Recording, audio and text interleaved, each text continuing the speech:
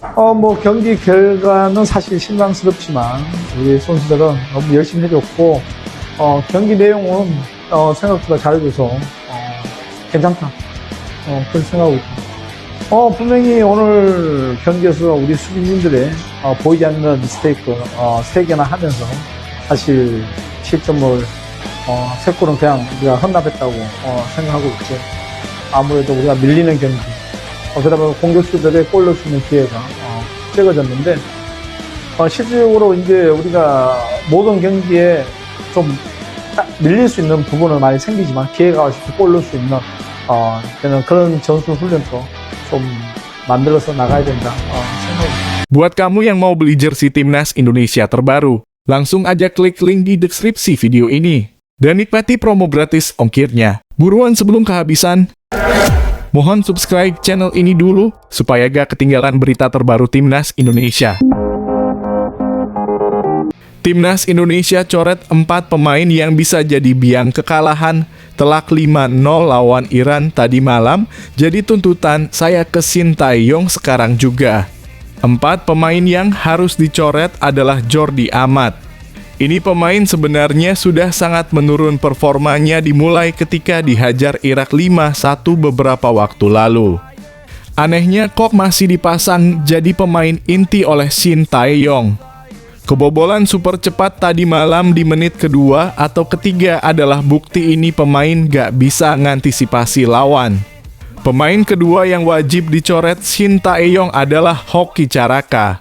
Pemain ini terlalu muda untuk berlaga di turnamen terbesar di Asia. Harusnya pemain ini digantikan oleh Stefano Lillipali yang setidaknya punya jam terbang dan pengalaman lebih tinggi. Yang ketiga adalah Rizky Ridho. Dia juga bermain lawan Iran tadi malam. Menurut saya ia wajib diganti karena kurang garang untuk Piala Asia, apalagi dia blunder lawan Libya sebelumnya. Pemain keempat yang wajib dicoret adalah Wahyu Pras. Bukannya merendahkan kemampuan dia, tapi stok lini belakang yang sudah melimpah dengan adanya Elkan Bagot dan Justin Hubner juga. Setidaknya diganti dengan pemain dengan posisi lebih menyerang. Ini lebih penting untuk turnamen sebesar Piala Asia. Shin Tae-yong tetap apresiasi perjuangan pemain. Pelatih Shin Tae-yong mengapresiasi pemain Indonesia sudah bekerja keras meski kalah 0 hingga 5 dari Iran pada laga uji coba terakhir melawan Iran. Pemain sudah berjuang dan kerja keras di lapangan.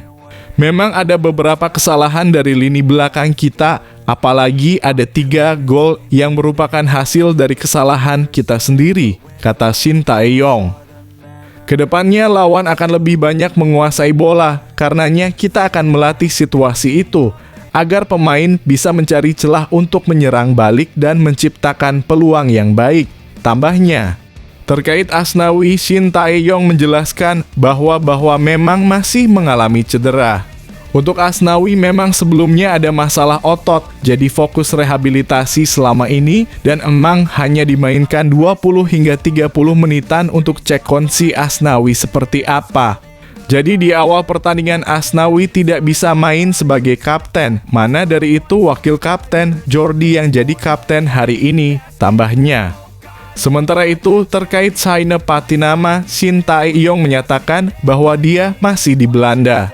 Kesehatan ibunya kurang baik, ini situasi yang sangat sensitif untuknya, jadi saya tidak bisa banyak berkomentar, tukas Shin Tae-yong.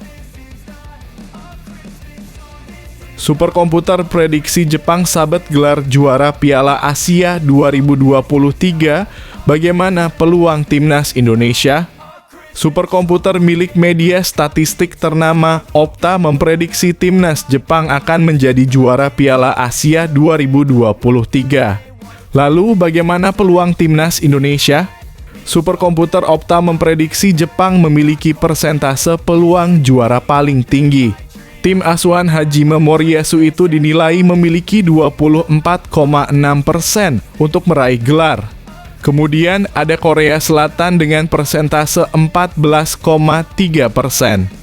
Di urutan ketiga ada Iran dalam kurung 11,2%, Australia dalam kurung 10,7%, di posisi keempat Arab Saudi dalam kurung 10,6%, urutan kelima, dan Qatar dalam kurung 9,8% di tempat ke-6. Jepang adalah tim yang harus dikalahkan tahun ini. Superkomputer memberi mereka peluang 24,6% untuk memenangkan turnamen dan mereka setidaknya mencapai semifinal di lebih dari setengah dari 10. 000 simulasi kami, tulis Opta. Tak ayal, timnas Jepang merupakan ancaman nyata bagi semua tim dalam kompetisi ini.